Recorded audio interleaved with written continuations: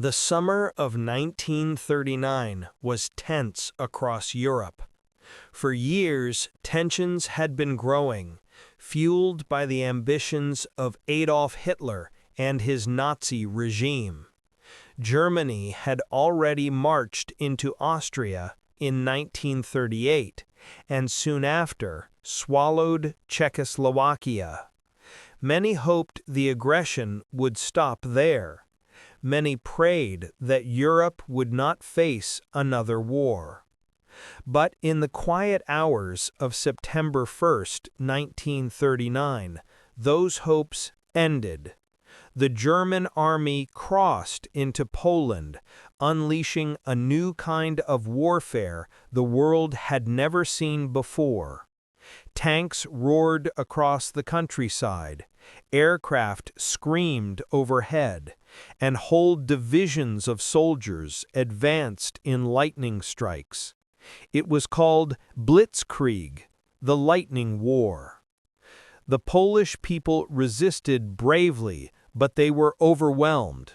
Within days, Warsaw was bombed, railways cut, and entire towns destroyed. Families fled with little more than what they could carry. The war that had begun in the trenches of World War I was returning, fiercer than before. 2 days later, Britain and France declared war on Germany. In London, the news was solemn. Crowds gathered in silence as Prime Minister Neville Chamberlain addressed the nation. The bells that rang across the city were not a call to celebration, but a reminder of duty. Once again, millions of ordinary people would be called upon to endure hardship, uncertainty, and sacrifice. At first, the war was strangely quiet in the West. Newspapers called it the phony war. Soldiers waited along the French border, while civilians carried gas masks and built air raid shelters. Children were evacuated from cities to the countryside, clutching small suitcases and name tags tied around their necks. Though the bombs had not yet begun to fall, the fear of them lingered in every home. But in Eastern Europe, the fighting was relentless. In mid-September, the Soviet Union invaded Poland from the east, sealing the country's fate. Poland was carved up between two powerful invaders, its people scattered, its government in exile. The world had entered a dark new age. As autumn gave way to winter, another front opened. In November 1939, the Soviet Union attacked Finland. The Winter War had begun. Outnumbered and outgunned, the Finnish army fought back fiercely, skiing through forests, striking quickly, and vanishing into the snow. The world watched in awe as tiny Finland resisted the might of the Red Army. Though Finland eventually surrendered, its courage became legendary.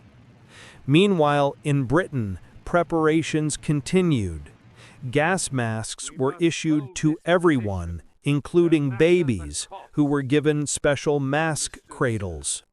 Families dug Anderson shelters in their gardens, while cities reinforced underground stations to protect people during air raids. Blackout curtains were hung in every home, hiding any glimmer of light that enemy bombers might use as a target. By the spring of 1940, the world was waiting for Germany's next move. It came swiftly. In April, German forces invaded Denmark and Norway. Denmark surrendered within hours. Norway resisted longer, but fell within weeks. The invasion secured vital supply routes of iron ore for Germany's war machine. In May 1940, the war spread further. Germany launched an invasion of Belgium, the Netherlands, and Luxembourg. Neutral nations, hoping to avoid conflict, were swept aside in days. The German blitzkrieg struck again, fast and overwhelming. The French army, long considered among the strongest in the world, found itself caught off guard. German forces bypassed the heavily fortified Maginot Line and pushed through the Ardennes forest, a place the French had thought impassable. Within weeks, the German army reached the English Channel. Hundreds of thousands of Allied soldiers, British, French, and Belgian, were trapped in the port city of Dunkirk. The situation was dire. Then came one of the most remarkable events of the war. In late May 1940, the British launched Operation Dynamo, the evacuation of Dunkirk. Naval vessels, fishing boats, ferries, and even private yachts crossed the channel under heavy fire. Over 9 days, more than 330,000 soldiers were rescued. Churchill called it a miracle of deliverance. Yet he also warned the British people, "Wars are not won by evacuations." France continued to fight, but the German advance was unstoppable. By June, Paris had fallen. The French government signed an armistice, and Germany occupied much of the country. In the south, a puppet regime known as Vichy France was established, cooperating with the Nazis. Britain now stood alone. Hitler expected the island nation to seek peace, but instead a new prime minister had arisen, Winston Churchill. On May 10, 1940, Churchill replaced Neville Chamberlain and soon after delivered words that would echo through history. "I have nothing to offer but blood, toil, tears, and sweat." The summer of 1940 became the Battle of Britain. The German Luftwaffe sought to gain air superiority, bombing airfields, radar stations, and cities. Britain's Royal Air Force, though outnumbered, fought fiercely with Spitfires and Hurricanes. Radar, a new technology, gave them warning of incoming raids. In August and September, German bombers began targeting London and other cities in what became known as the Blitz. Night after night, civilians huddled in shelters, listening as bombs fell around them. Fires raged, buildings crumbled, but the spirit of the people endured. Londoners emerged from underground stations singing, determined to carry on. Churchill praised the pilots of the RAF with words that defined the struggle. Never in the field of human conflict was so much owed by so many to so few. By October 1940, Hitler realized invading Britain, Operation Sea Lion, was impossible. The Luftwaffe had failed to break the RAF. The invasion was postponed indefinitely. Britain had survived its darkest hour. But the war was far from over. As 1940 ended, Europe lay under Nazi control. Poland, Norway, Denmark, Belgium, the Netherlands, and France had all fallen. Only Britain remained defiant, standing against the might of Nazi Germany. The world held its breath, uncertain of what the coming year would bring. The Wider War, 1941 to 1942. By the summer of 1941, the war widened dramatically. On June 22nd, Nazi Germany launched Operation Barbarossa, the largest invasion in history. More than 3 million German soldiers, along with their Axis allies, stormed across the Soviet frontier in a massive surprise attack. At first, the results were catastrophic for the Red Army. Entire divisions were encircled, cities fell in quick succession, and hundreds of thousands of Soviet soldiers were killed or captured. Yet despite the initial disasters, the Soviet Union did not collapse as Hitler had expected. Instead, factories were dismantled and relocated east of the Ural Mountains, safe from German bombers, and the Soviet people prepared for a long struggle. By December 1941, German forces were closing in on Moscow. But the harsh Russian winter, combined with ferocious Soviet resistance, stalled the offensive. Temperatures plunged to -30 degrees, weapons froze, and soldiers suffered frostbite. For the first time in the war, the German advance was stopped. A Soviet counteroffensive pushed the Germans back from the capital, shattering the myth of German invincibility. Meanwhile, on the other side of the globe, another front erupted. On December 7, 1941, Japan launched a surprise attack on the American naval base at Pearl Harbor, Hawaii. In less than 2 hours, 8 battleships were sunk or damaged, nearly 200 aircraft destroyed, and 2,400 Americans killed. The very next day, the United States declared war on Japan. Soon after, Germany and Italy declared war on the United States, ensuring that the conflict had now spread across every continent. In North Africa, the struggle for control of the desert intensified. German General Erwin Rommel, the Desert Fox, led the Africa Corps with speed and daring, driving British forces back across Libya. The Suez Canal, a vital lifeline for the Allies, hung in the balance. By late 1942, the tide began to turn. At the Second Battle of El Alamein, British and Commonwealth troops under General Montgomery dealt Rommel a decisive defeat, marking a crucial turning point in the Desert War. At the same time, Japan expanded rapidly across Asia and the Pacific. Hong Kong fell, the Philippines were overrun, and Singapore surrendered in February 1942 in one of Britain's worst military defeats.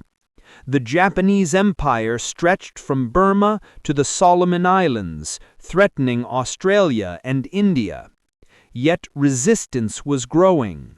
The United States struck back in May at the Battle of the Coral Sea, and in June, at the Battle of Midway, American carriers inflicted a devastating defeat on the Japanese Navy, sinking 4 aircraft carriers and changing the balance of power in the Pacific.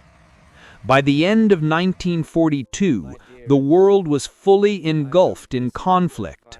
From the deserts of North Africa to the frozen fields of Russia, to the jungles and seas of the Pacific, World War II had become a truly global struggle. Turning points: 1942 to 1943. By 1942, the war had reached its peak intensity. The Axis powers seemed unstoppable.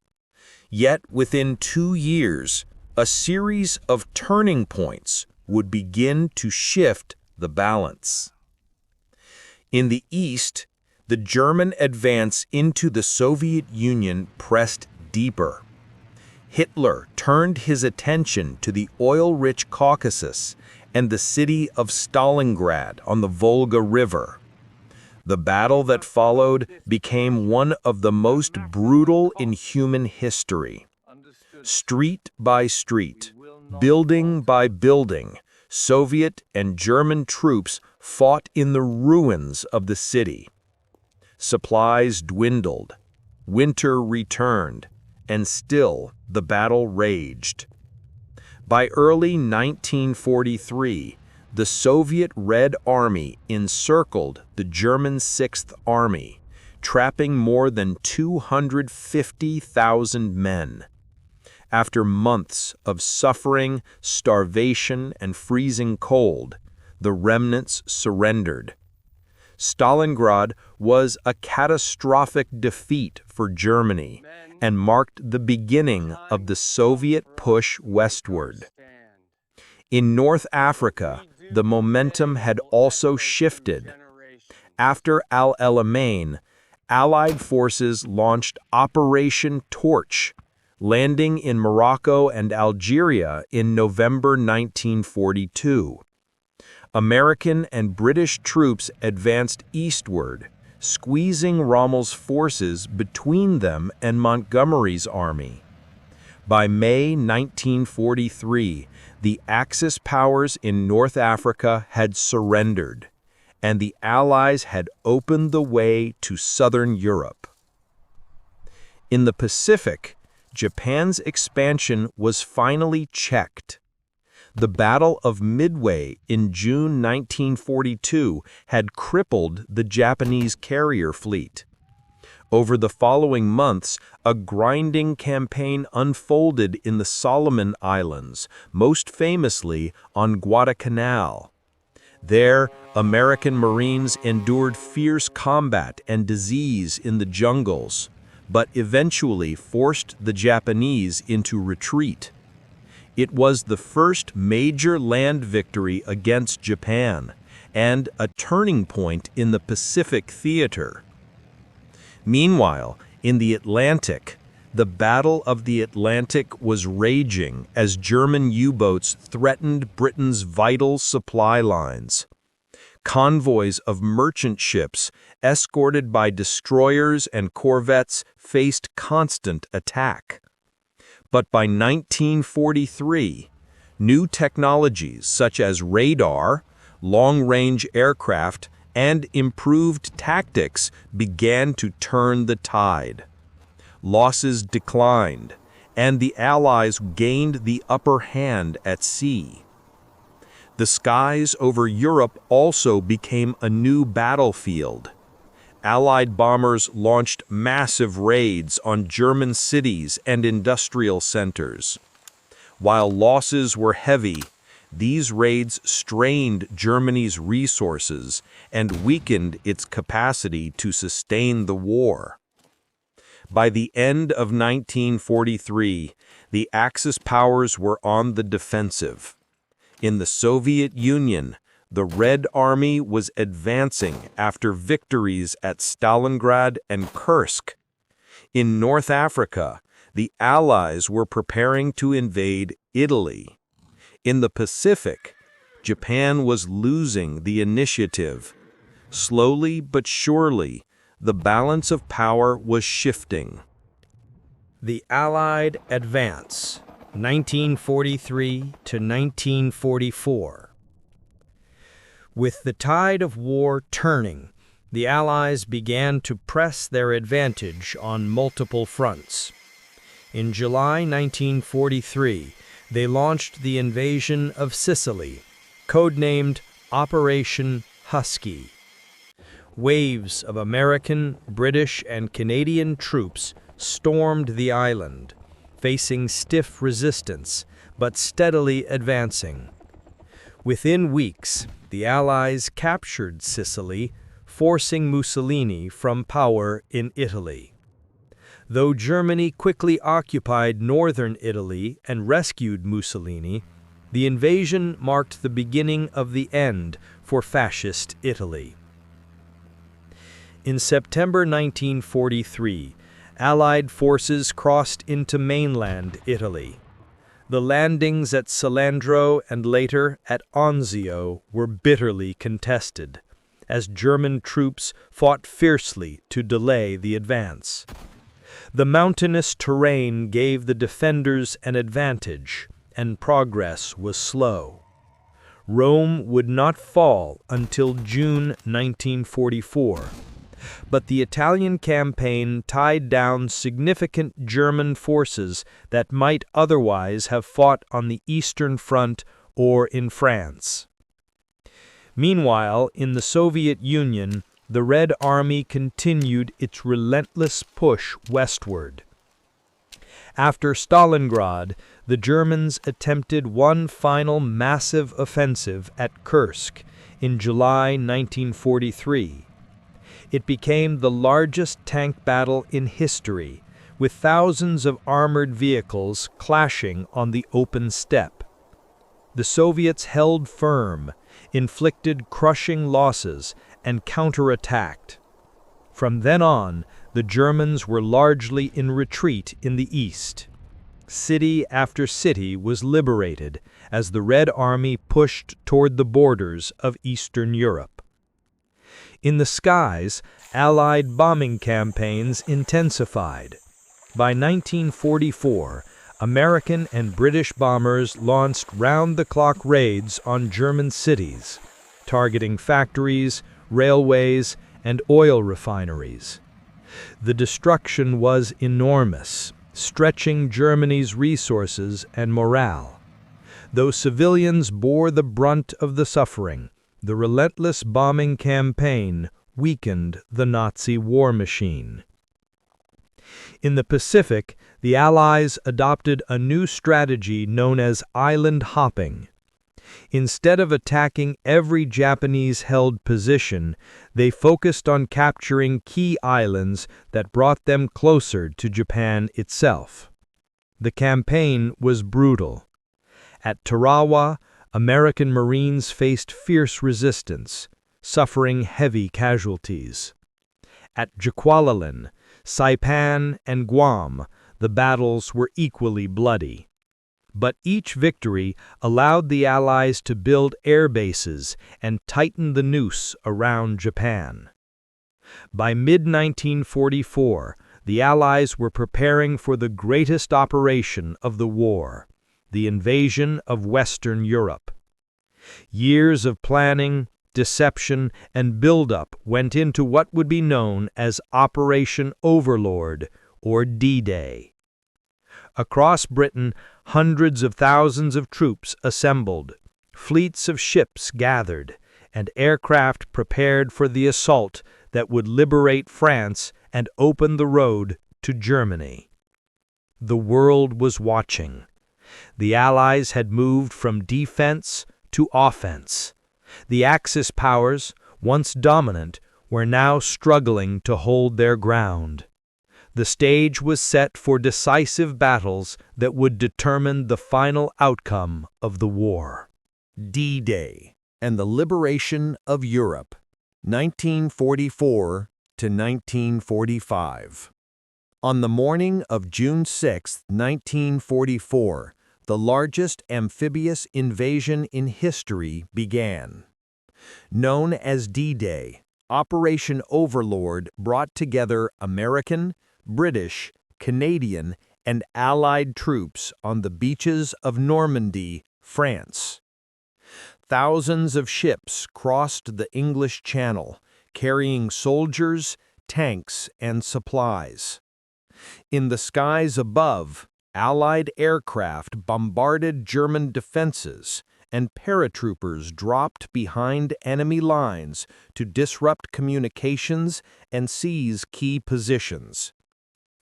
The landings were costly. At beaches such as Omaha, American forces faced heavy machine gun fire, artillery, and obstacles that turned the sand into a killing ground. But hour by hour, the Allies gained a foothold. By nightfall, more than 150,000 men had come ashore, beginning the liberation of Western Europe. In the weeks that followed, the Allies fought through the hedgerows of Normandy, advancing slowly but steadily. The capture of Cherbourg provided a vital port, and the breakout from St. Lo allowed American forces under General Patton to sweep across France. Paris was liberated in August 1944, greeted with jubilation by its citizens after 4 years of occupation. Meanwhile, in the east, the Red Army launched massive offensives across Belarus, Ukraine, and Poland. Operation Bagration in the summer of 1944 destroyed much of the German Army Group center, opening the road toward Germany. The Soviet advance was relentless, pushing into the heart of Eastern Europe. By autumn, Germany faced enemies on both fronts. Yet, Hitler refused to surrender. In December 1944, he launched one last desperate gamble in the West, known as the Battle of the Bulge. In freezing conditions, German tanks and troops broke through thin American lines in Belgium and Luxembourg, creating a massive bulge in the front.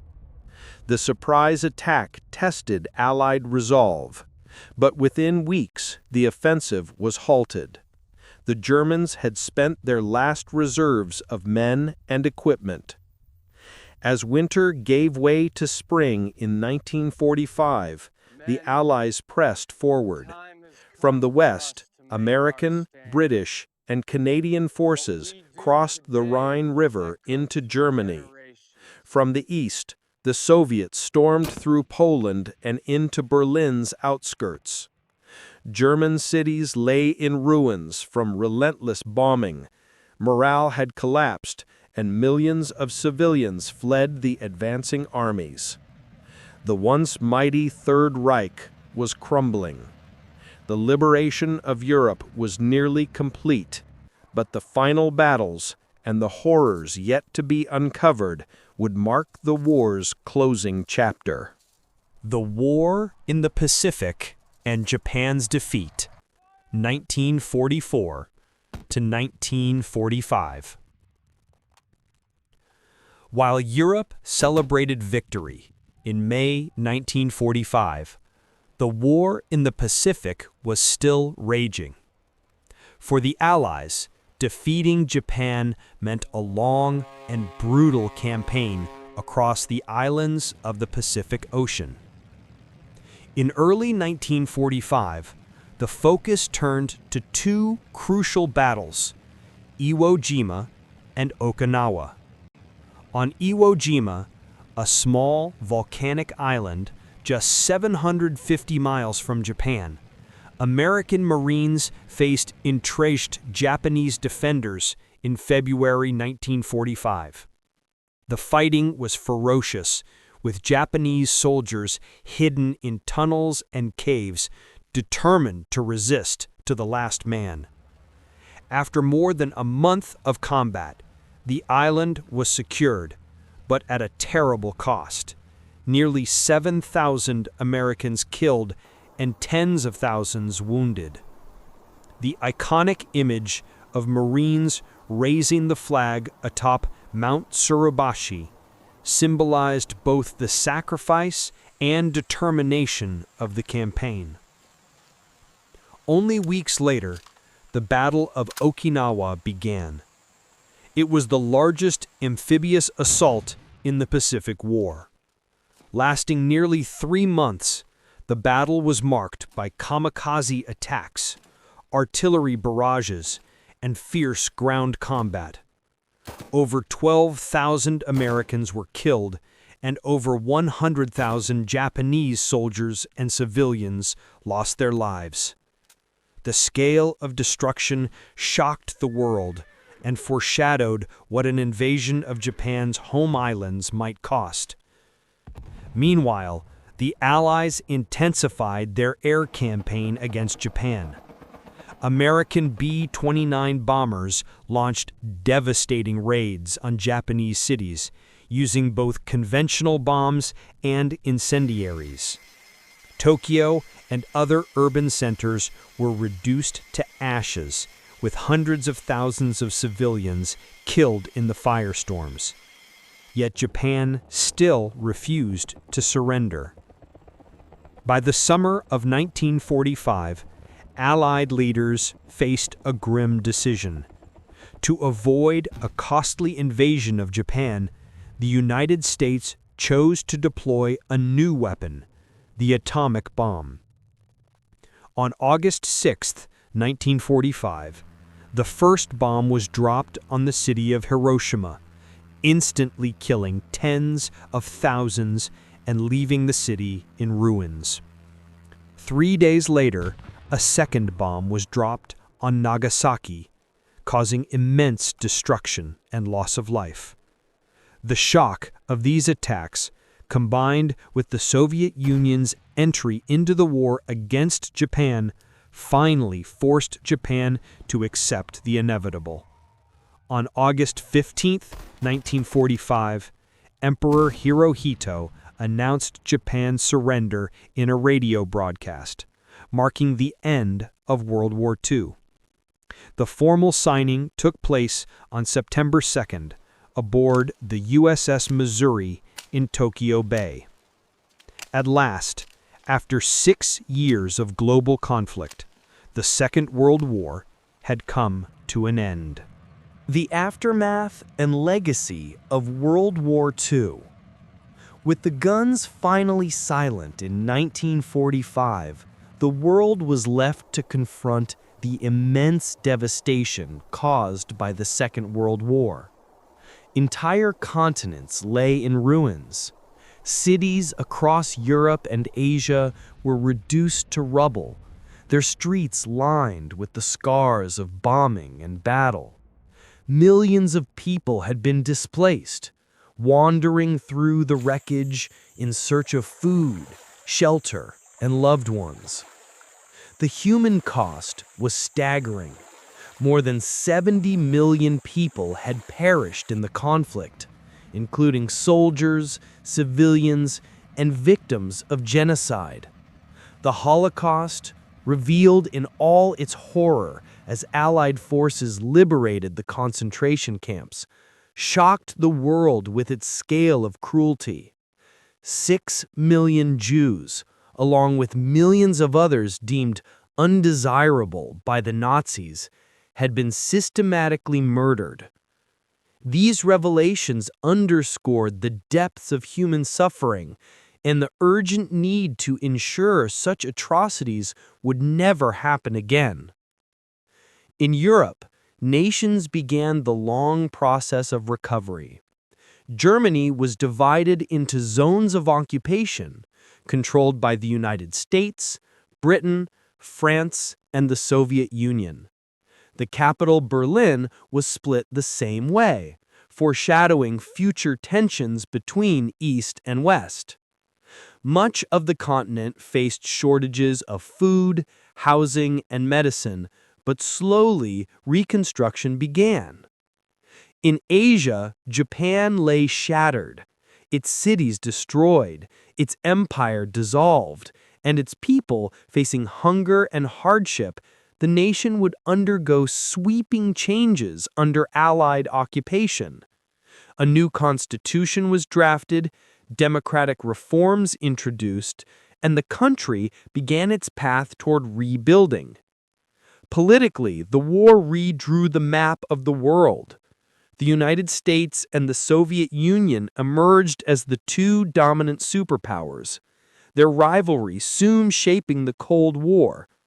Former European empires, weakened by the conflict, saw colonies in Asia, Africa, and the Middle East push for independence, beginning a wave of decolonization that would reshape global politics.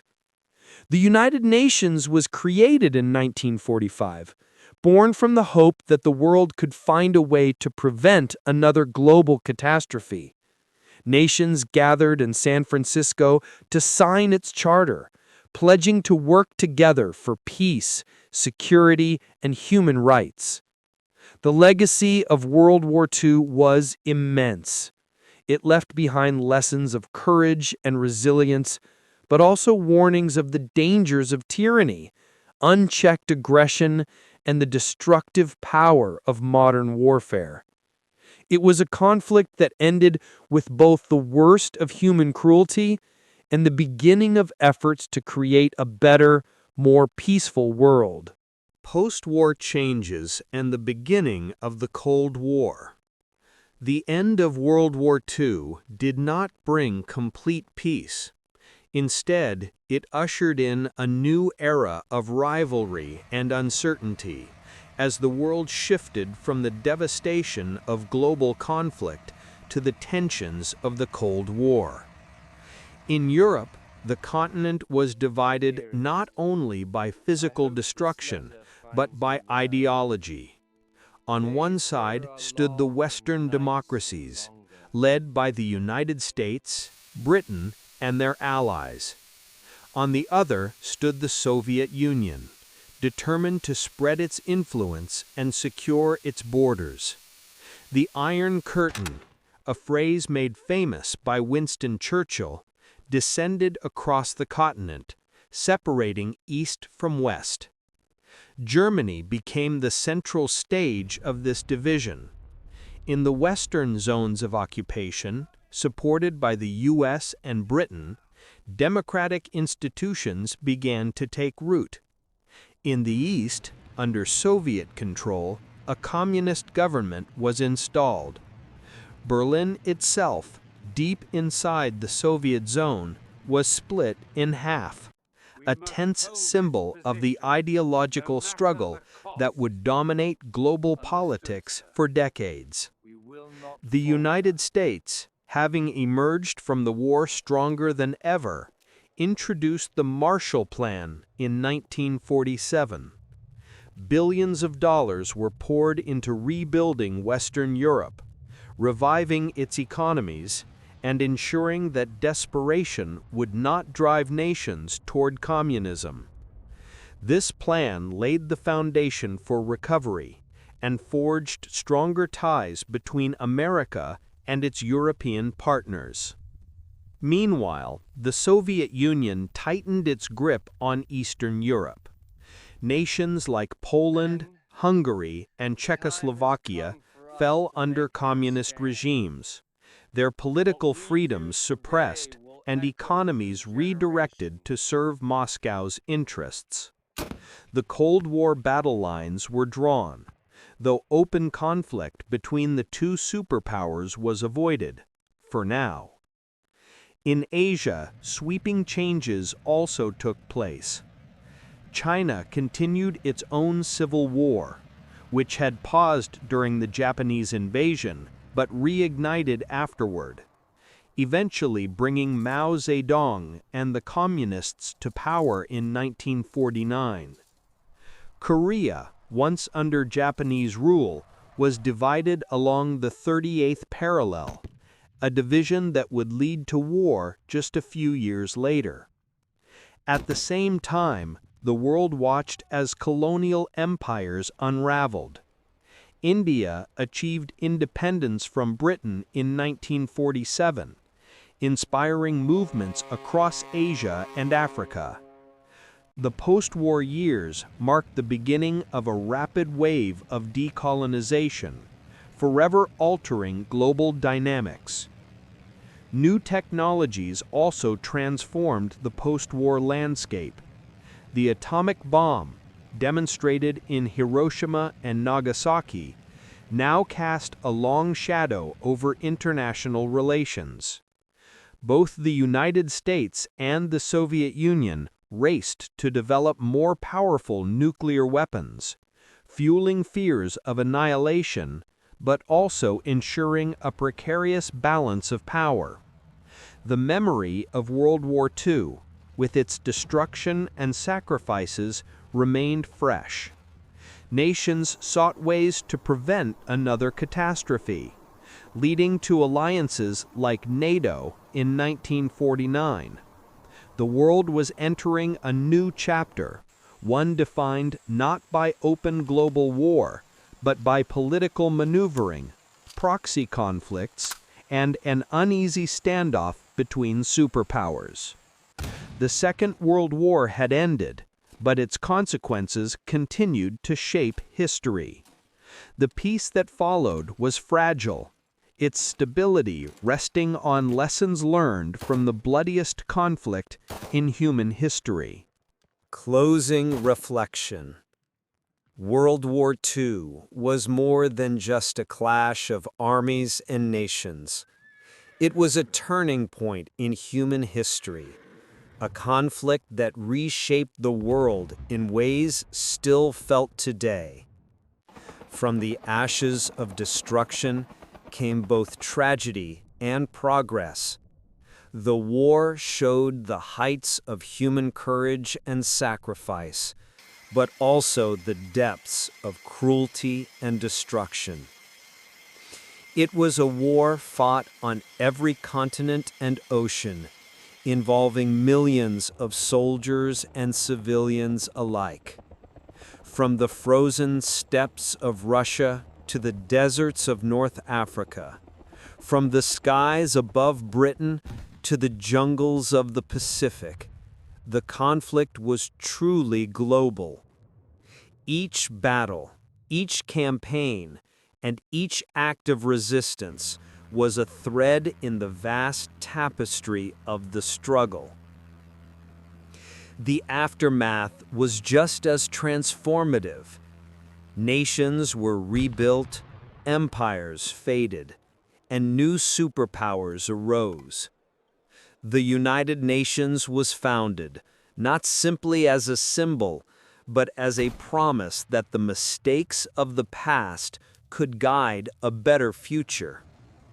The Cold War loomed, but so too did movements for independence, human rights, and progress. For those who lived through it, the memory of the war was personal, a scar that could not be forgotten. For future generations, it remains a lesson of the dangers of tyranny, the costs of silence, and the resilience of those who refuse to give in to despair. As the years pass, the voices of survivors grow fewer, but the stories remain. They remind us not only of the suffering endured, but of the strength shown by ordinary men and women in extraordinary times.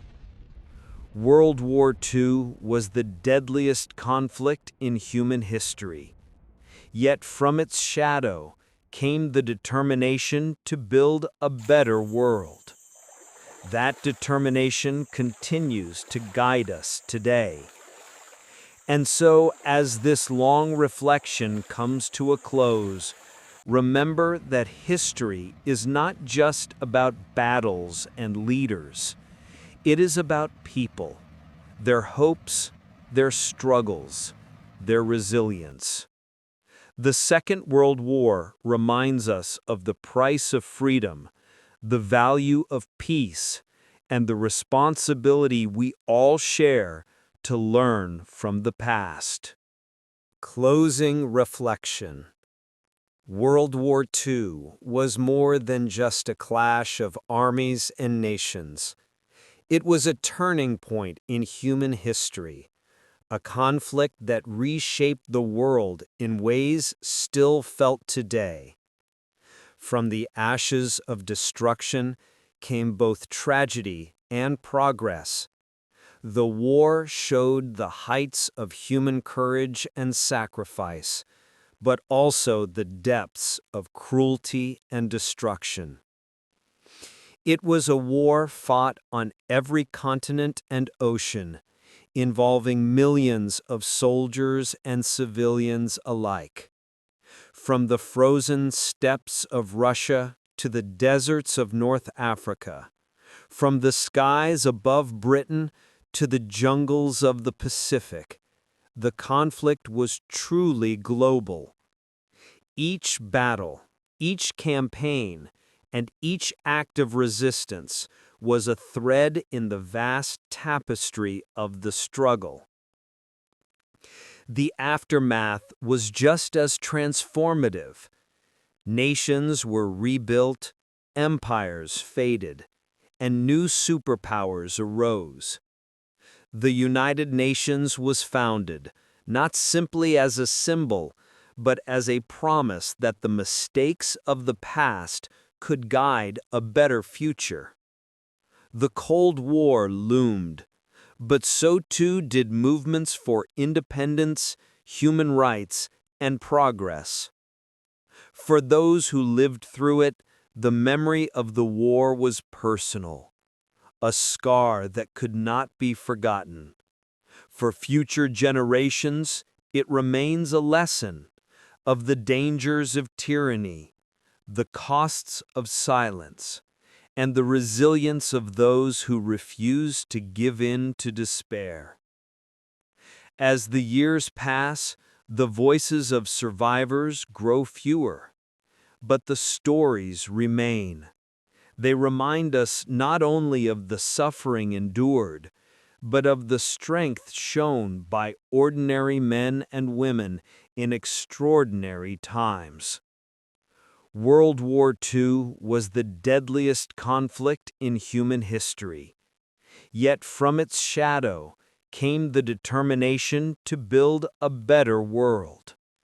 That determination continues to guide us today. And so, as this long reflection comes to a close, remember that history is not just about battles and leaders. It is about people, their hopes, their struggles, their resilience. The Second World War reminds us of the price of freedom, the value of peace, and the responsibility we all share to learn from the past. Life during wartime. World War II was not only fought on the front lines, it was also lived day by day in the homes, streets, and factories of ordinary people.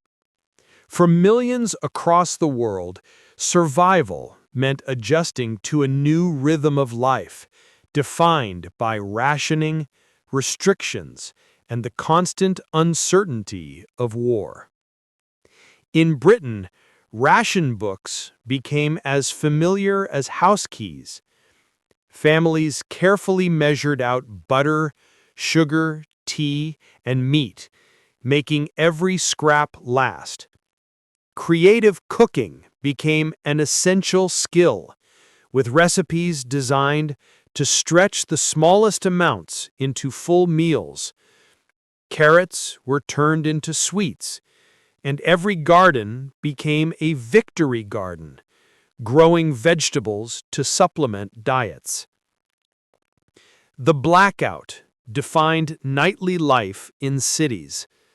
At dusk, windows were covered with heavy curtains, street lamps were dimmed or extinguished, and cars drove with narrow slits over their headlights. In the darkness, people made their way cautiously, knowing enemy bombers could arrive at any time. Air raid sirens echoed through the night, sending families rushing into shelters. In London, thousands crowded into the underground stations, sleeping on platforms as bombs fell above. In Germany, civilians also endured hardship. Allied bombing raids devastated cities like Hamburg, Cologne, and Dresden, leaving survivors to sift through rubble for what remained of their homes. Food grew scarce, and propaganda urged endurance in the name of the Reich. Yet behind closed doors, many questioned how long such suffering could be endured. In the Soviet Union, civilians bore unimaginable burdens. Cities under siege, like Leningrad, faced starvation and cold, with families eating whatever they could find to survive. Yet even in the harshest conditions, people held on, finding strength in small moments, a song, a letter from the front, or simply the hope that tomorrow might bring relief. Women played a crucial role in keeping societies alive. With men at the front, women filled factories, offices, and farms. In America, Rosie the Riveter became a symbol of strength, showing women building planes, ships, and weapons. In Britain, women drove buses, worked in munitions plants, and served as nurses and air raid wardens. In the Soviet Union, women even fought as snipers, pilots, and tank crew members, proving their resilience and skill. Children, too, were shaped by the war. In Britain, many were evacuated from cities to the countryside, leaving parents behind for safety. Others grew up under occupation, their schools disrupted, their childhoods altered by hunger and fear. Yet they adapted, playing games in rubble-strewn streets, making toys from scraps, and learning resilience far too young. Even amid hardship, life carried on. People married, babies were born, and communities found ways to celebrate small joys. Music and films offered moments of escape. Swing music lifted spirits in America, while in Britain, Vera Lynn's songs gave comfort to soldiers and civilians alike, promising that we'll meet again. Technology of war. World War II was not only a struggle of nations and soldiers, it was also a struggle of science, engineering, and invention.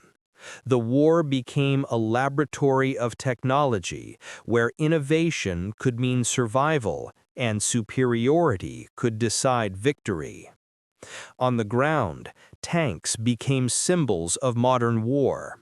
The German panzer divisions rolled across Europe in lightning strikes, their speed and coordination redefining warfare.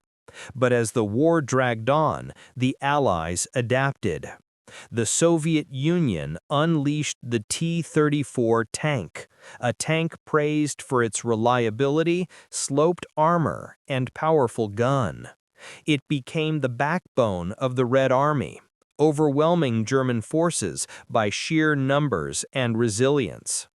In the West, the American Sherman tank might not have been the strongest, but it was versatile, easy to produce, and could be fielded in massive quantities. In battle after battle, tanks shaped the face of combat.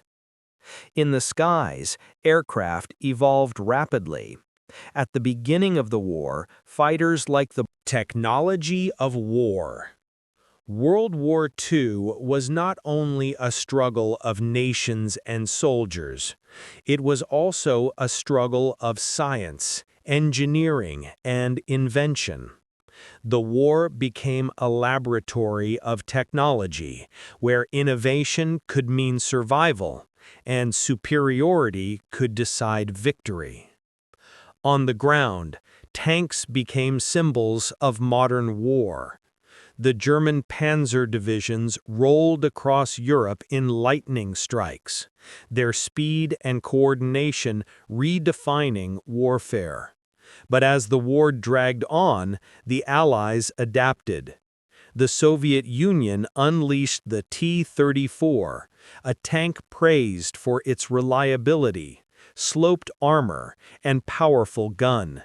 It became the backbone of the Red Army, overwhelming German forces by sheer numbers and resilience. In the West, the American Sherman tank might not have been the strongest, but it was versatile, easy to produce, and could be fielded in massive quantities. In battle after battle, tanks shaped the face of combat. In the skies, aircraft evolved rapidly.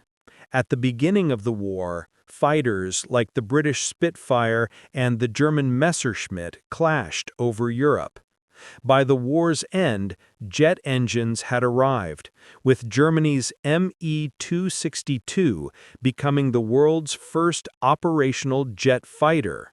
Though too late to change the war's outcome, it hinted at the future of aviation.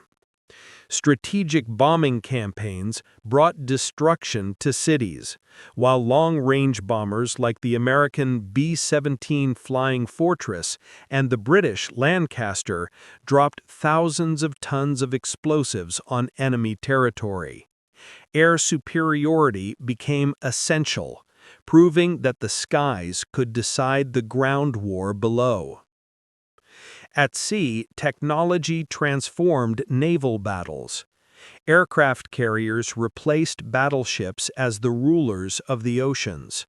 The Battle of Midway showed the power of carrier-based planes, as American aircraft sank 4 Japanese carriers in a single battle, shifting the balance in the Pacific.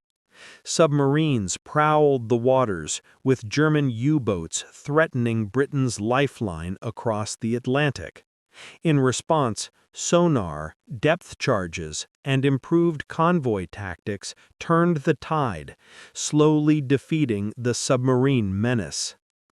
But some of the most important battles were fought in silence, in the world of intelligence and code. The German Enigma machine encrypted communications that seemed unbreakable.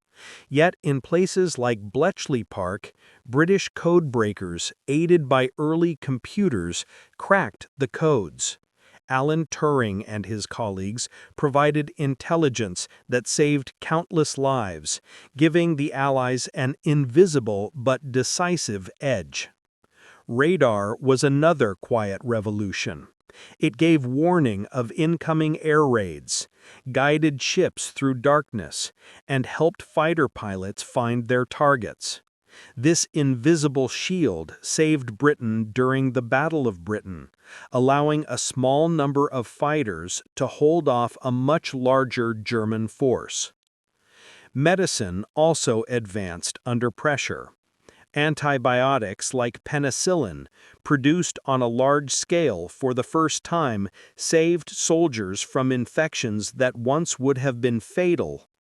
Blood transfusions, mobile surgical units, and better evacuation systems increased survival rates on the battlefield.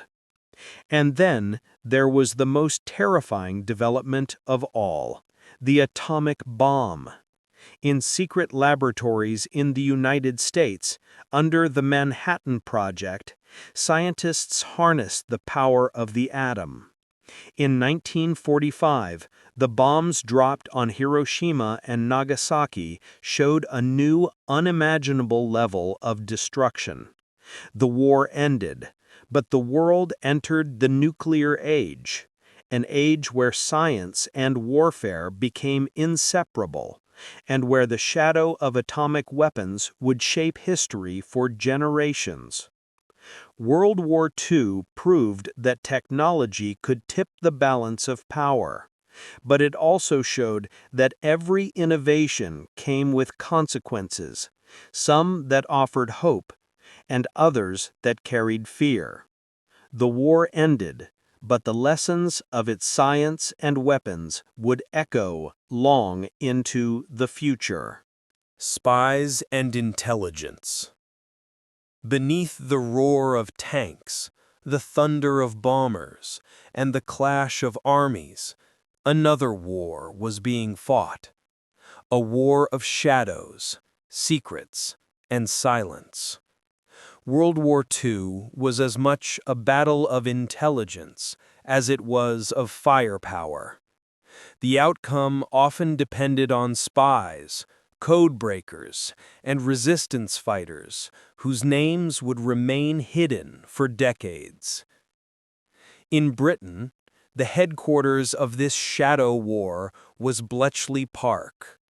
Here, mathematicians, linguists, and cryptanalysts labored day and night to break German codes. The Enigma machine, once thought unbreakable, became vulnerable thanks to the genius of minds like Alan Turing. Every intercepted message provided clues about troop movements, supply convoys, and battle plans. This intelligence, known as Ultra, gave the Allies an invisible advantage that shortened the war and saved countless lives. Germany, too, had its spies. The Abwehr, its military intelligence service, operated networks across Europe and beyond. Yet, many of its missions were compromised. In Britain, captured German agents were turned into double agents, feeding false information back to Berlin. One of the most famous operations, known as Operation Fortitude, convinced the Germans that the D-Day invasion would land in Pas-de-Calais rather than Normandy. Inflatable tanks, fake radio chatter, and carefully planted misinformation fooled Hitler's high command, ensuring the real landings in Normandy met less resistance. The Soviet Union's intelligence services, the NKVD and the GRU, played crucial roles. They ran networks across occupied Europe and even inside the United States. Soviet agents penetrated the Manhattan Project, passing atomic secrets back to Moscow, a revelation that would alter the post-war balance of power. In occupied countries, resistance movements became vital sources of information. In France, networks of civilians gathered intelligence on German troop movements, sabotaged railways, and guided downed Allied pilots to safety. In Poland, underground fighters risked their lives to pass reports to London, including the first accounts of the atrocities in Nazi concentration camps. In the Netherlands, Denmark, Norway, and Yugoslavia, ordinary people became partisans, striking from the shadows and passing secrets through coded messages.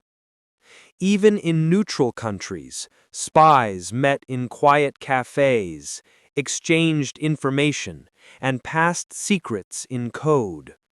Switzerland, Sweden, Spain, and Portugal became crossroads for intelligence. Diplomats, businessmen, and undercover agents all played roles in this silent war. Intelligence in World War II was a weapon as powerful as any tank or aircraft. Battles were won not only with bullets, but with information. The knowledge of where the enemy was, what they planned, and how they could be deceived. The Shadow War was one of danger, sacrifice, and secrecy. Many who fought it never wore uniforms. Their victories were measured not in captured cities, but in intercepted messages, delayed enemy divisions, and the success of deception. They helped shape the course of the war, proving that sometimes silence could be more powerful than sound. Forgotten fronts. When people think of World War II, their minds often turn to Normandy, Stalingrad, Pearl Harbor, or Iwo Jima. Yet the war stretched far beyond these famous battles. Across mountains, jungles, and deserts, men and women fought on fronts that history too often overlooks. These forgotten campaigns were no less brutal, and their stories reveal just how truly global the conflict was. In Greece, the war came suddenly in 1940 when Mussolini's Italy invaded from Albania. The Greeks, though outnumbered, pushed the Italians back into the mountains. It was one of the first defeats for the Axis powers, forcing Germany to intervene. In April 1941, German troops swept into Greece, capturing Athens and Crete after fierce resistance. The occupation brought terrible hardship, but also one of the most determined resistance movements in Europe, with guerrilla fighters harassing German forces until the very end of the war. Farther north in Norway, the Germans struck in 1940 to secure ports and vital supplies of iron ore. The campaign saw fierce fighting in icy waters and rugged mountains. British and Norwegian forces resisted, but eventually withdrew, leaving the country under Nazi occupation. Norway's resistance, however, never ceased. From sabotage of heavy water plants to intelligence passed to Britain, Norwegians played a quiet but vital role in undermining German ambitions. In Africa, beyond the famous battles of Al Alamein, other campaigns unfolded. In Ethiopia, the Italian occupation was challenged by Allied and Ethiopian forces. In 1941, Emperor Haile Selassie returned triumphantly to Addis Ababa, reclaiming his throne after years in exile. For Ethiopia, it was not only a liberation, but also a symbol that colonial domination could be resisted. The war in Burma was among the harshest. Dense jungles, monsoon rains, and tropical diseases claimed lives as surely as bullets. Japanese forces swept into Burma in 1942, threatening India, the jewel of the British Empire. Allied troops, including British, Indian, Chinese, and later American forces, endured grueling campaigns to push the Japanese back. Guerrilla fighters and local resistance groups also played a crucial role, showing that victory required endurance as well as firepower. In the Balkans, the war was marked by complexity and brutality. Yugoslavia became a hotbed of resistance, with partisans led by Josip Broz Tito waging an effective guerrilla war against Axis occupation. In the mountains of Albania, resistance fighters defied both fascist Italy and Nazi Germany, keeping alive the spirit of freedom. Civil wars and political rivalries often ran alongside battles against occupation, leaving scars that would last long after 1945. Even in places rarely linked with the war, Iceland, Madagascar, and the Aleutian Islands off Alaska, the conflict touched distant shores. In the Aleutians, Japanese troops occupied two small islands, leading to one of the least-known campaigns fought on American soil. In Madagascar, British forces invaded to prevent it from falling under Japanese influence. No corner of the world was untouched. These forgotten fronts remind us that World War II was not confined to the pages of famous battles. It was fought by people in every climate and every continent, often in places the world rarely remembers.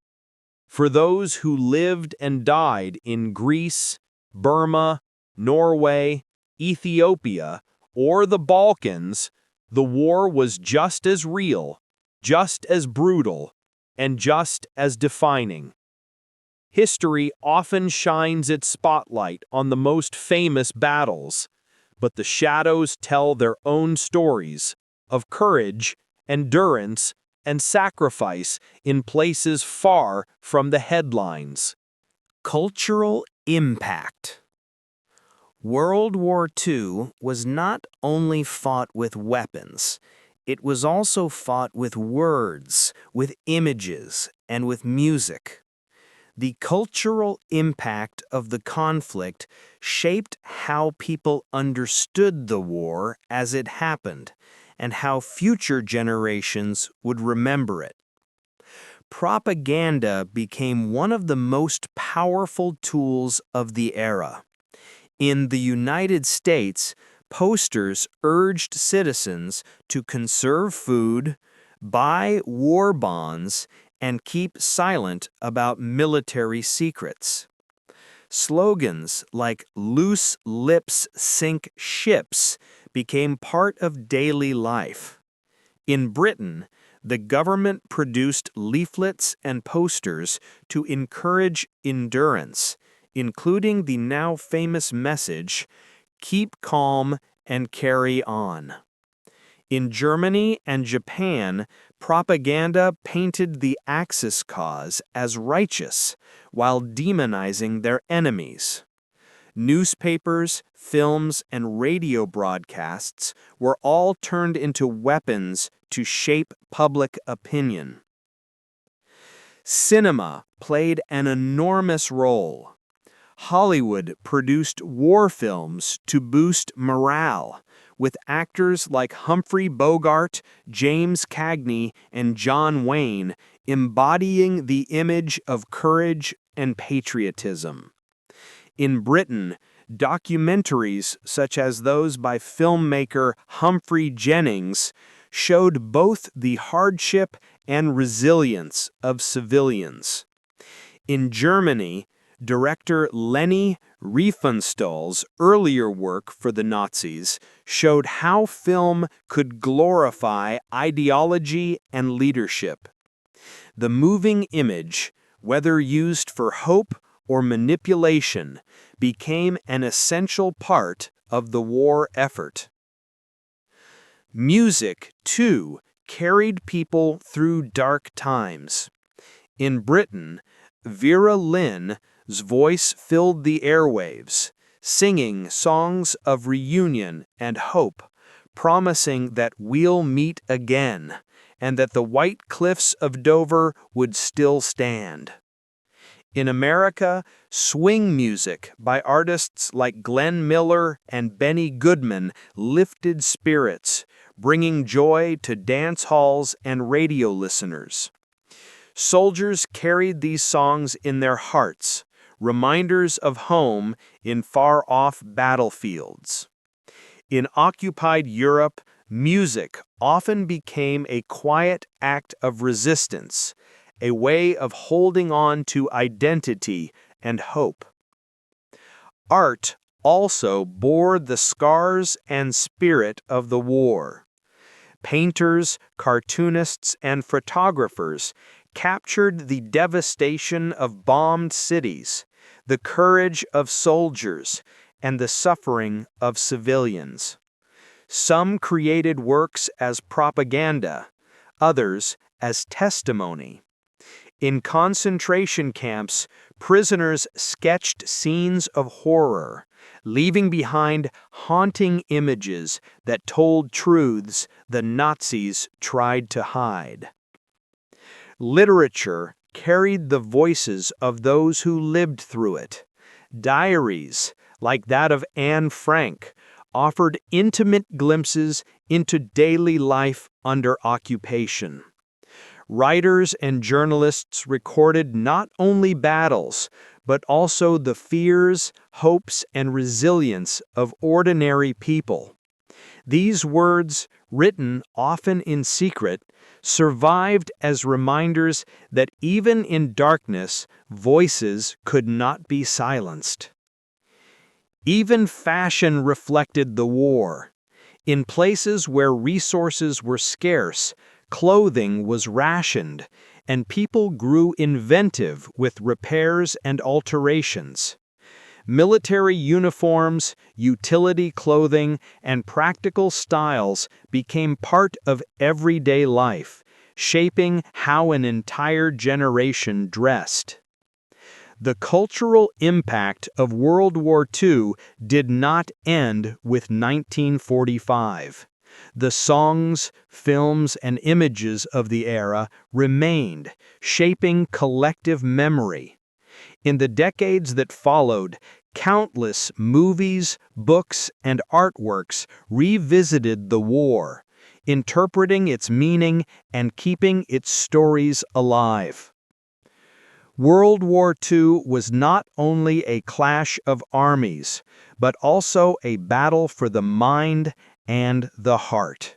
Through art, music, film, and words, people found ways to endure, to resist, and to remember. Culture became both a weapon of war and a bridge across time, ensuring that the lessons and memories would not be forgotten. Long-term consequences. The guns of World War II fell silent in 1945, but the consequences of the conflict stretched across generations. It reshaped nations, societies, and lives in ways still felt today. The war had ended, yet its echoes remained in families, economies, and cultures around the world. One of the most immediate effects was the baby boom. Across countries like the United States, Britain, and much of Europe, returning soldiers reunited with families, and a surge in births filled schools, playgrounds, and neighborhoods. This generation, raised in the shadow of war, but growing up in peace, would later shape the politics, culture, and economies of the modern world. Economically, recovery was uneven but transformative. In Europe, cities lay in ruins and industries destroyed. Yet with the help of reconstruction programs like the Marshall Plan, Western Europe experienced rapid growth, laying the foundations for prosperity and unity. In the United States, the war had boosted production and innovation, leaving the nation stronger than before, its economy booming, and its industries leading the world. In contrast, much of Eastern Europe faced rebuilding under Soviet control, where recovery was slower and shaped by communist policies. Japan, devastated by bombings and occupation, undertook sweeping reforms. Its economy, rebuilt with American guidance, shifted toward technology and industry, setting the stage for its rise as a global economic power in the decades to come. From the ashes of defeat, Japan transformed into a nation not defined by war, but by innovation. For veterans, the consequences were deeply personal. Millions returned home carrying memories of battle, loss, and survival.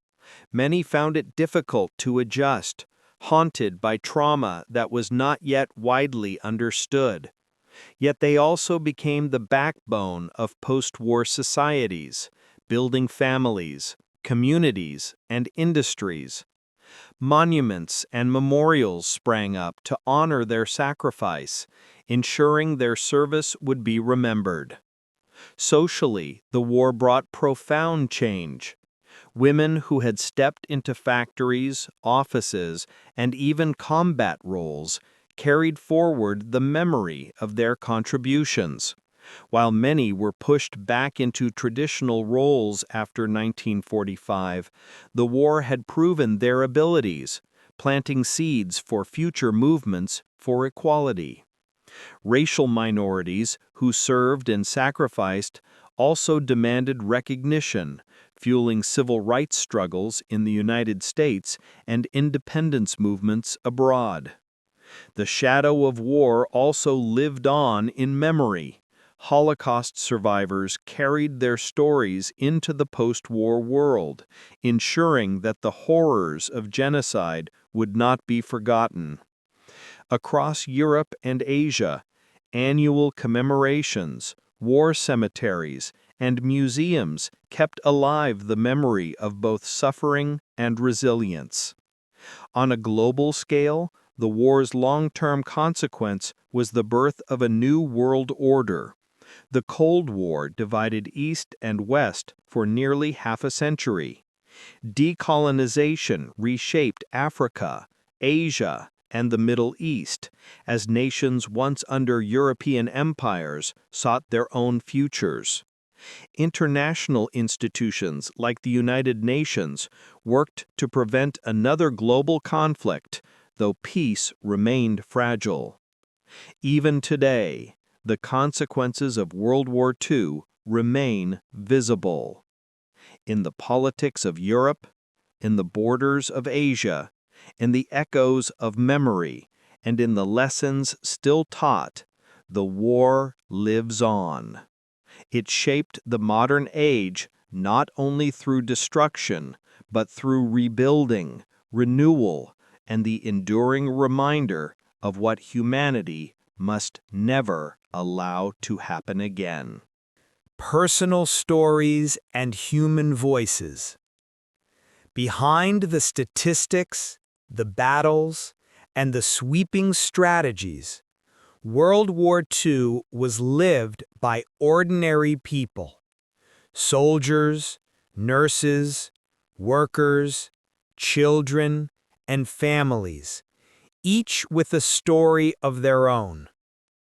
These voices, carried through letters, diaries, and memories, give us a window into the human experience of war.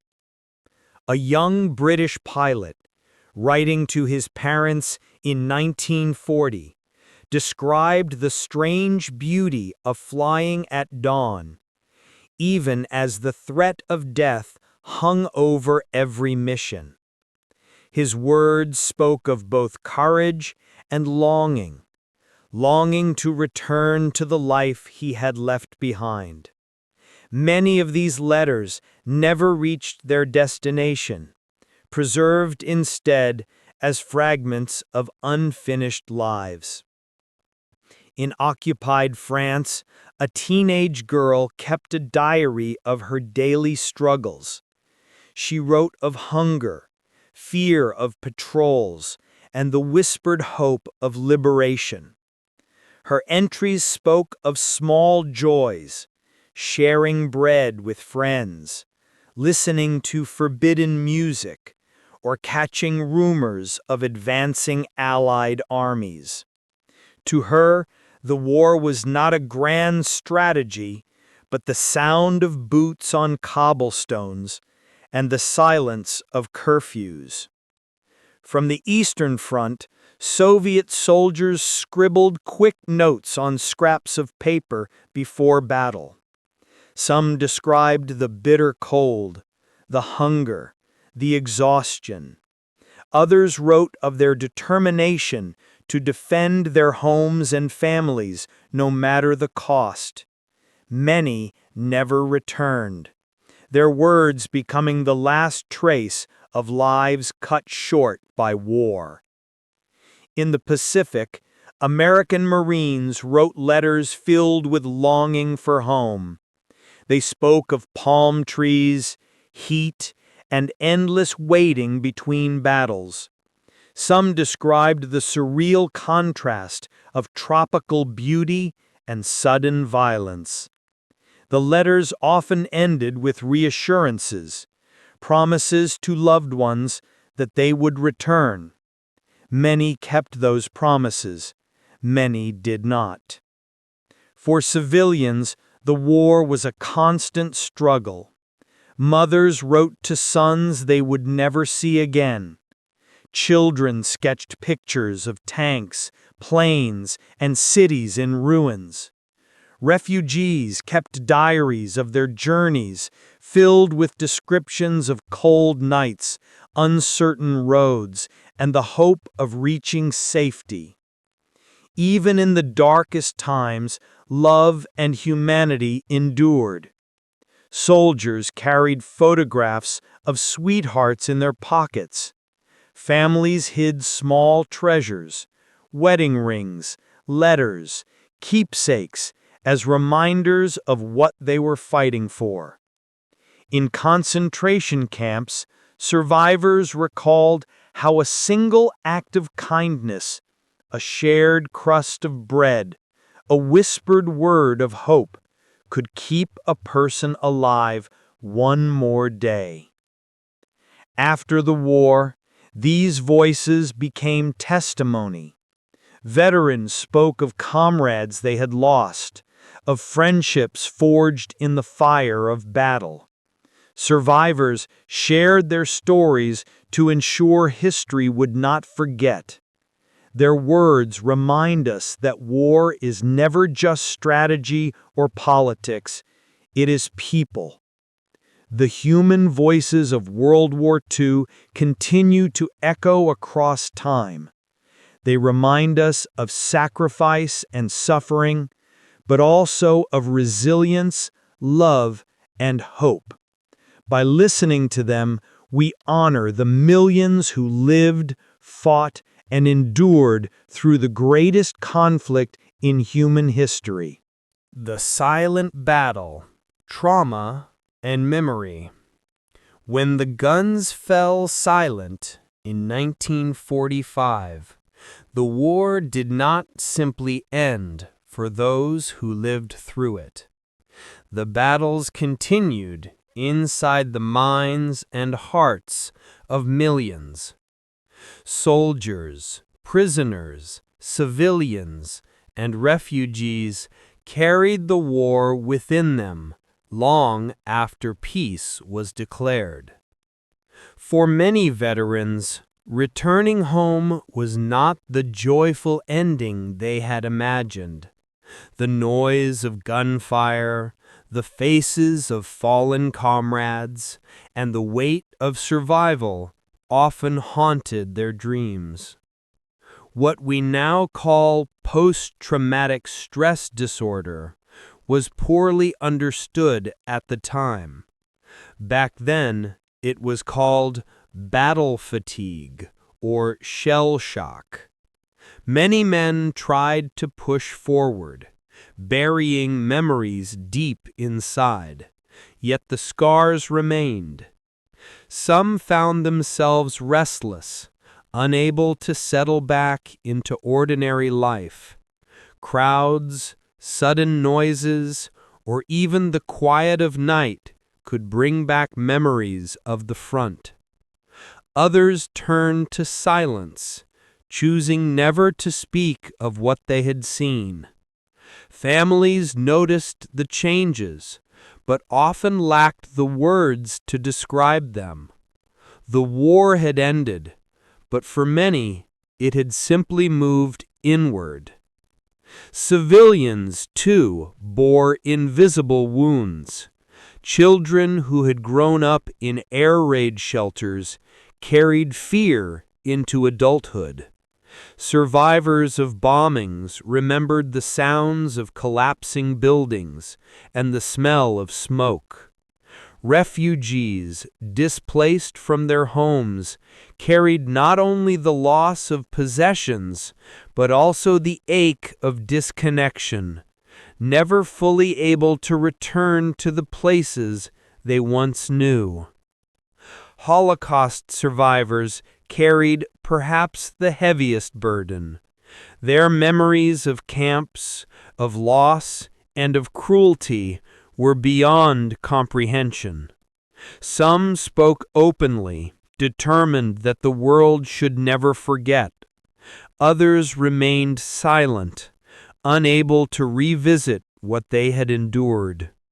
Their trauma shaped families, passing quietly into the lives of their children and grandchildren. Yet even in trauma, there was resilience. Veterans leaned on the bonds of camaraderie, reuniting with fellow soldiers to find comfort in shared experiences. Some turned to writing, painting, or music as a way to process memories too heavy to carry alone. Communities built memorials, not only to honor the fallen, but to give the living a place to grieve and remember. The silent battle of trauma and memory reminds us that war's end is not always an end at all. For many, it is the beginning of a lifelong journey of healing, resilience, and remembrance. The peace treaties signed in cities far away did not erase the personal struggles carried in the minds of those who had endured the war. Even today, decades later, the echoes of that silent battle remain. In families, in memoirs, in whispered memories passed down, the war lives on, not only in history books, but in the hearts of those it touched. Rebuilding lives and nations. When the war ended, cities lay in ruins. Families were scattered, and nations were broken. Yet slowly, across continents, the process of rebuilding began. The aftermath of destruction gave rise to resilience as people worked to restore homes, economies, and communities shattered by 6 years of conflict. In Europe, entire cities had been reduced to rubble. Berlin, Warsaw, and Stalingrad were little more than skeletons of stone and ash. Families returned to homes that no longer existed, often rebuilding with their own hands. Bricks were salvaged from ruins, roofs patched with whatever materials could be found. Life began again in the midst of devastation. In Western Europe, aid came through the Marshall Plan. Billions of dollars in American support helped revive industries, stabilize currencies, and rebuild infrastructure. New factories rose, railways reopened, and fields once scarred by tanks were replanted with crops. The seeds of modern European prosperity were planted in those years of reconstruction. In Eastern Europe, under Soviet influence, rebuilt differently. Governments controlled industry, and reconstruction followed strict political lines. While progress was made, shortages, hardship, and political repression marked daily life. The continent was not only physically divided, but ideologically split between East and West. In Japan, devastation was profound. Hiroshima and Nagasaki bore scars of atomic destruction, and much of Tokyo lay burned to the ground. Yet Japan, too, rose again. Under Allied occupation, sweeping reforms reshaped society. New schools, new institutions, and new industries. Within decades, Japan would transform into one of the world's leading economies, a symbol of resilience and innovation. For individuals, rebuilding life was often deeply personal. soldiers returned to their families, many struggling to find work, others adjusting to life with injuries or disabilities.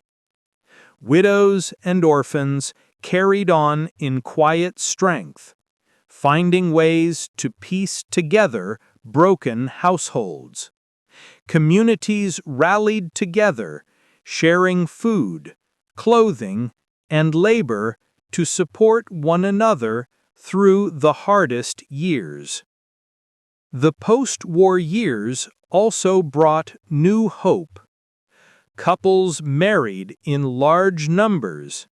Children were born in what became known as the baby boom, and neighborhoods once scarred by war filled again with laughter. Schools reopened, churches and town halls were rebuilt, and markets once empty came alive with trade and color. But rebuilding was not only about bricks and mortar. It was about healing trust. Nations forged new alliances, determined to prevent another world war. The creation of the United Nations in 1945 symbolized a collective desire for peace.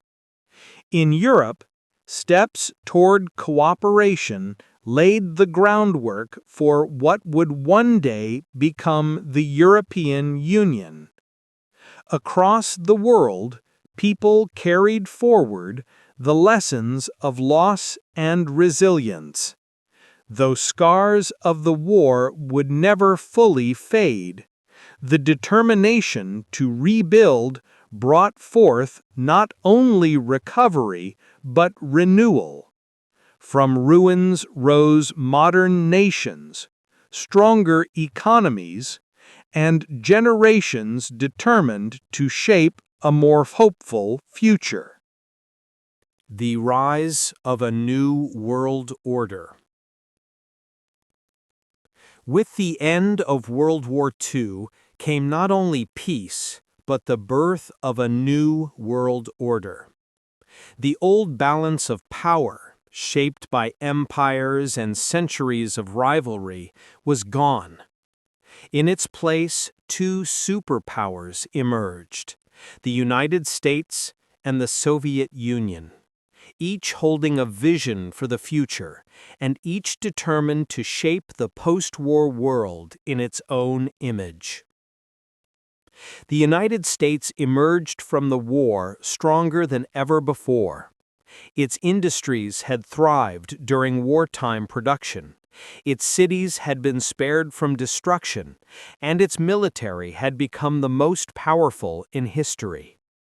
America presented itself as a leader of democracy and free markets, offering aid to rebuild Europe and pushing for a global order based on trade, cooperation, and alliances.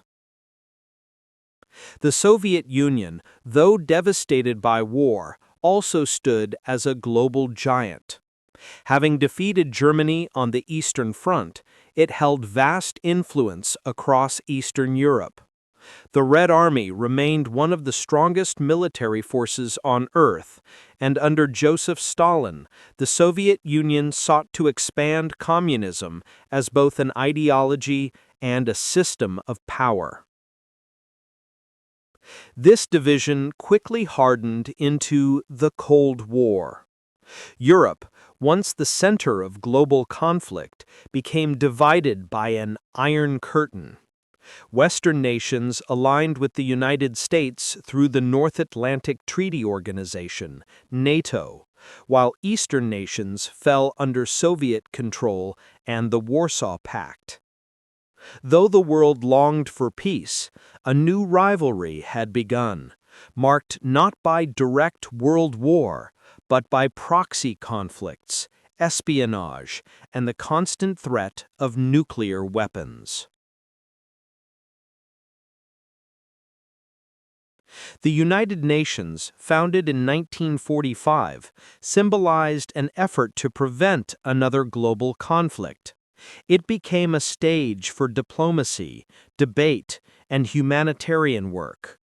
Yet even within its halls, the competition between East and West was ever present, shaping decisions and deepening divisions. Beyond Europe, the world order shifted in other ways. Colonial empires, weakened by war, began to dissolve. Across Asia, Africa, and the Middle East, nations demanded independence.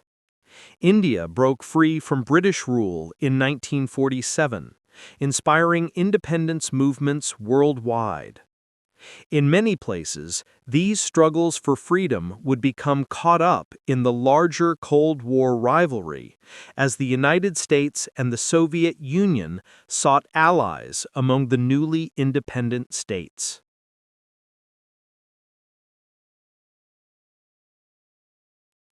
Technology and science also advanced at unprecedented speed.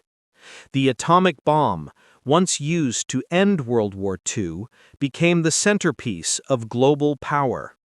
Both superpowers raced to build arsenals, beginning an age when human survival depended on avoiding nuclear war. At the same time, advances in medicine, aviation, and communication reshaped civilian life, products of wartime innovation now driving peacetime progress. The rise of this new world order defined the second half of the 20th century. From the Berlin blockade to the Cuban Missile Crisis, from Korea to Vietnam, from the space race to arms control treaties, the shadow of World War II lingered in every global confrontation. The war had ended, but its legacy shaped the rivalries, politics, and alliances that followed. The world that emerged after 1945 was not the same as the one that had entered the war in 1939. Empires were gone, borders had shifted, and two superpowers stood face to face in a fragile balance. This new world order was born from the ashes of World War II, a reminder that even victory carried with it consequences that would echo for generations. Technology, innovation, and everyday life after the war. World War II was not only the most destructive conflict in history, it was also one of the most transformative for technology. Out of necessity, nations pushed science and engineering to their limits, producing innovations that would go on to change everyday life for millions long after the war ended. Radar, once secret and experimental, became one of the most significant inventions of the war. It had guided planes, tracked ships, and protected cities during bombing raids. In peacetime, radar evolved into air traffic control, weather forecasting, and navigation systems that still keep the modern world moving. Aviation itself was transformed. The war had seen the rapid development of jet engines, which far outstripped the propeller planes of the 1930s.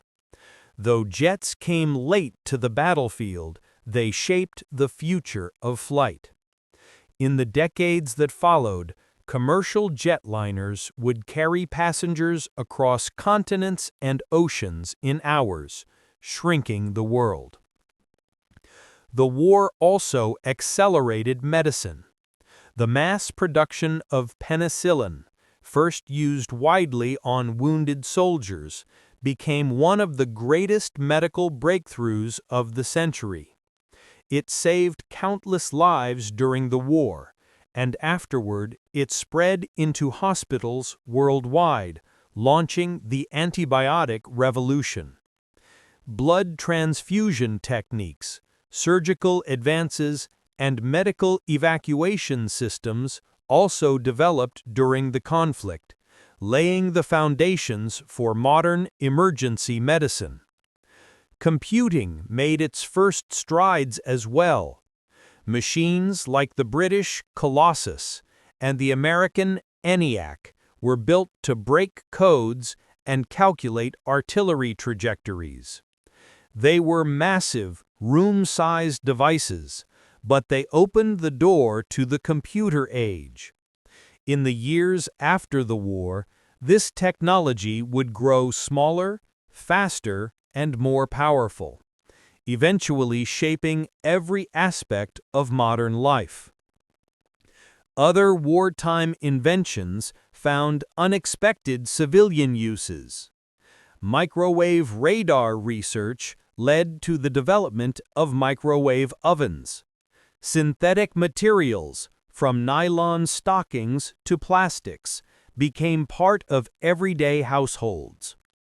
Even canned food, refined to feed armies, became a staple in kitchens worldwide. The atomic bomb, however, stood apart from all other inventions. Its creation represented the pinnacle of scientific achievement and the depths of human destruction.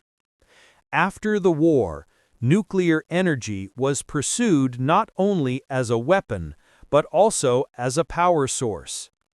Atomic research sparked both hope and fear, symbolizing humanity's ability to harness immense forces for progress or for devastation. Everyday life was also reshaped by technology in more subtle ways. Cars improved with wartime advances in engines and fuels. Radios and later televisions brought news and entertainment into homes, often using communication systems refined during the war. Factories that had once produced tanks and planes were converted to make cars, refrigerators, and appliances, fueling a consumer boom. The war had accelerated human progress by decades. It had forced scientists, engineers, and doctors to innovate quickly. When peace returned, these innovations spilled into civilian life, transforming society in ways the world could not have imagined in 1939. The legacy of World War II is not only written in the maps and treaties of history, but also in the technologies we use, the medicine we trust, and the conveniences of modern life. In countless ways, the war that brought destruction also paved the path to progress.